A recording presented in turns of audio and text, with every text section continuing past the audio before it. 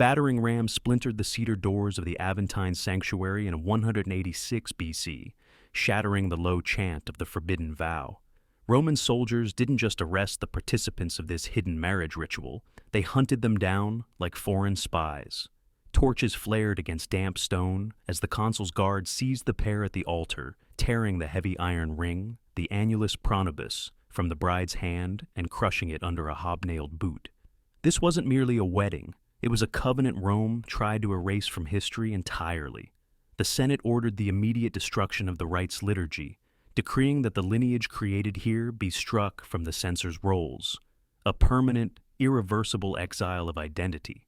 But why did the Republic fear a private union enough to sanction state violence? And what terrifying price was concealed within a ceremony where the participants agreed to be forgotten by the world? To speak the vow is to forfeit the voice. If you enjoy these dark histories, leave a like and subscribe and comment below where you're listening from. And now, back to the story. The descent from the Aventine to the Tullianum was not a chaotic rout, but a procession of terrifying order. Soldiers extinguished the torches one by one, leaving only the gray, sickly light filtering from the street grate above to illuminate the damp steps. The air here tasted of wet limestone, stale water, and ancient despair. The Roman state moved quickly to strip away the complexity of human life, reducing the accused to mere assets of treason. A scribe sat by the heavy oak door, his quill scratching against parchment, a dry, rhythmic sound that echoed louder than the clanking iron chains. He did not write their names. He recorded their physical descriptions, then drew a thick line through their family affiliations. They were no longer citizens, they were unpersons, waiting to be processed by the triumviri capitales, or change beat. The guards enforced a new rule, absolute silence. A strike of the heavy vine staff punished even a whisper of comfort. Then came the separation. Hands were pulled apart by force, fingers lingering on fabric until the last possible second. The isolation was immediate and total. The stone walls absorbed sound, creating a vacuum where the comfort of a shared glance was impossible. Solitude breaks the mind faster than the whip. In the suffocating dark, a magistrate arrived, his white toga distinct and jarring against the grime of the dungeon. He brought a singular offer, a mercy drafted by the Senate itself during the emergency session. He placed a wax tablet on the rough table. The terms were simple. Recant the secret vows spoken in the shadow of the Aventine. Declare the ritual invalid, a product of foreign madness. If they signed, the iron doors would open. They could return to the sunlight, to their families, to the privileges of Rome. But the price was hidden in the fine print. They must denounce the partner as a sorcerer. To save the body, they must assassinate the truth of the bond they had just forged. Change beat. The prisoner remained still, eyes fixed on the smooth wax. There was no pleading. The refusal wasn't shouted. It was held in the stillness of the lungs, a quiet rejection of the state's narrative. The silence became a weapon. Freedom is a trap when the door is locked from the inside. The trial was not held in the forum, under the open sky where justice claimed to live. It took place in the cramped, airless antechamber of the Tullianum, where the ceiling pressed down like a coffin lid. The praetor, a man whose authority rested on the predictability of Roman law, laid the condition bare. The state did not care about affection, it cared about jurisdiction. This hidden marriage, sworn before unauthorized gods and sealed without a dowry contract, was an act of sedition. It created a loyalty that bypassed the Senate. The offer was final: break the bond, dissolve the union publicly, and return to the status of a compliant citizen, or vanish into the rock. Change beat. The praetor leaned forward, the fabric of his toga rustling in the dead air.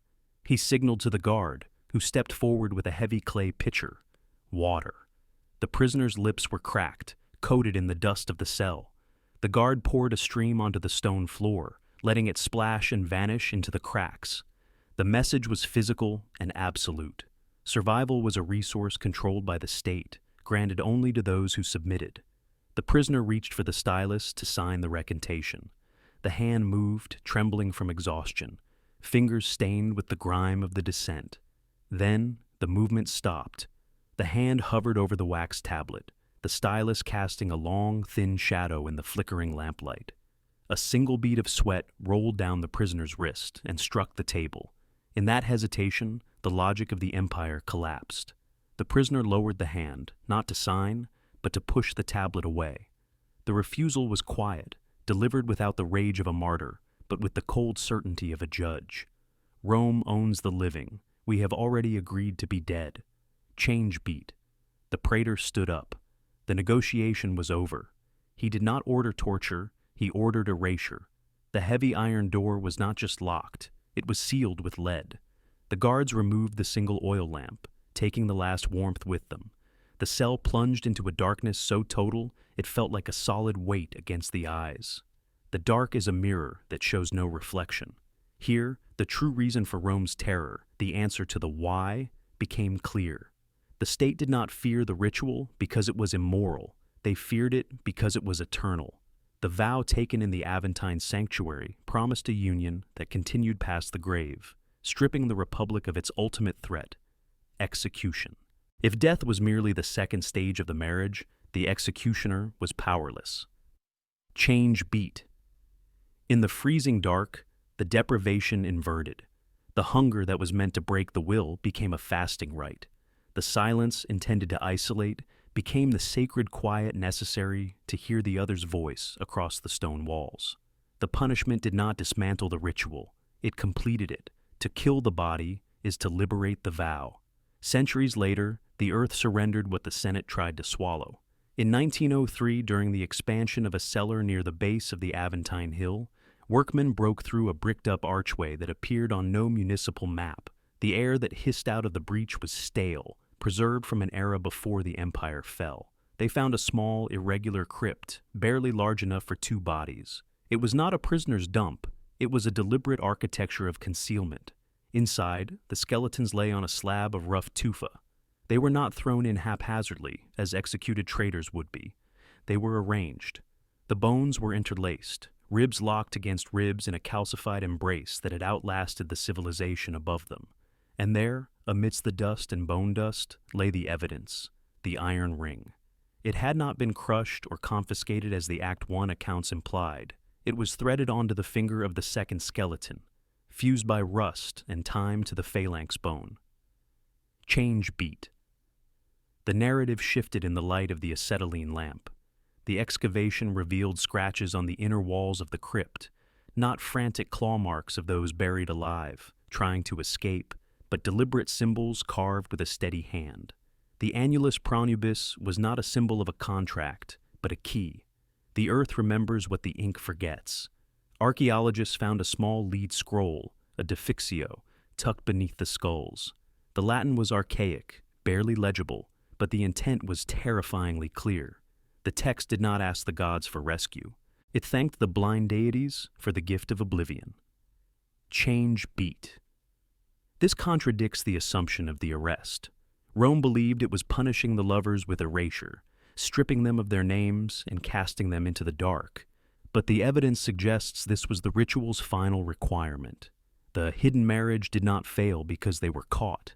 It succeeded because they were erased. The vow required total severance from the living world to become eternal. The Senate, in its arrogance, had acted as the unwitting high priest, sealing the tomb and granting the couple the perfect, unbroken silence they required. They didn't die in the dark. They became it. The Roman censor's ledger for 186 BC contains 2 lines of text that have been physically removed. The scribe did not merely cross out the names with ink, he used a pumice stone to scrape the vellum down to the fiber, leaving a rough, translucent scar on the page. The state did not want the names to be read as canceled. It wanted them to be unread entirely. The space where their lives existed in the official record is now just a blank patch of wounded skin, rough to the touch. On the Aventine, the broken cedar doors were replaced with bronze. The sanctuary was reconsecrated to a safer, public deity, one that required loud festivals and daylight sacrifices. The smoke of the forbidden incense was scrubbed from the ceiling, and the walls were whitewashed. To the passing citizen, the site is just another temple. There is no plaque. There is no marker. The violence of the night raid has been smoothed over by the indifferent masonry of the empire. But the echo remains in the gaps. In the local taverns, old wine servers whisper of a cold spot near the hill's base, where the dogs refuse to walk. They do not know the story of the Iron Ring or the voluntary tomb. They only know that something was taken from the world, and the hole it left never quite filled back in. The battering ram from Act 1 broke the door, but it failed to break the silence. That silence is now the only monument they have. Rome believes it purified the city. It believes that by sealing the crypt and scraping the book, it won the war against the private vow.